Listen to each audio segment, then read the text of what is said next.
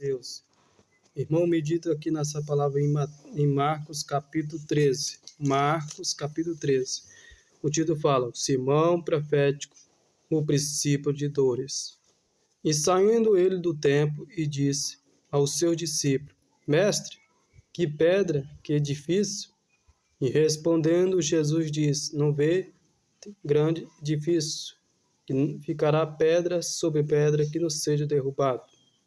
E assentando-se ele no monte das oliveiras, de fonte do templo, Pedro e Tiago e João e André perguntaram particular, dizendo: E quando serão essas coisas? Que sinal haverá quando toda ele tiver para se cumprir?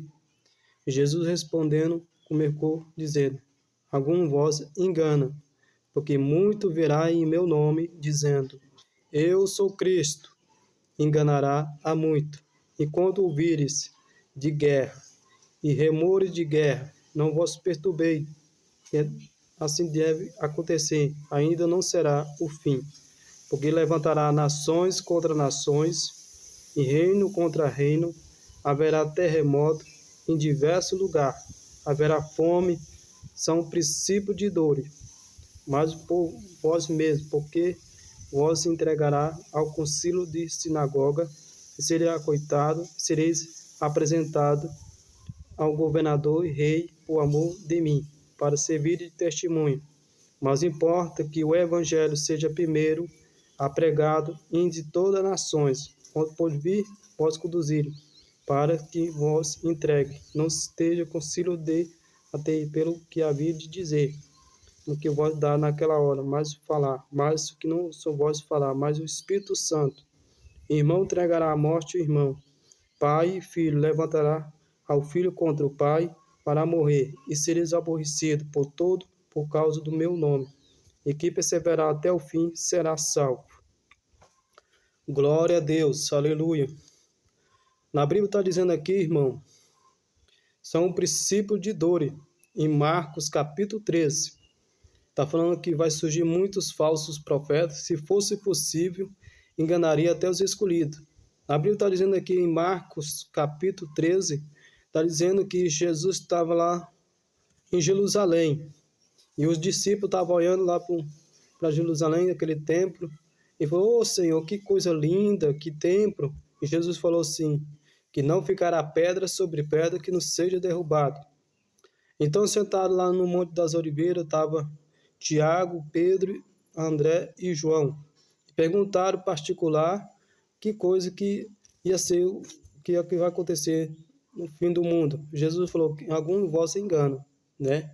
Ele falou que ia surgir muito em nome de Jesus, dizendo que é Cristo. Enganaria, fosse possível, enganaria até os escolhidos, né?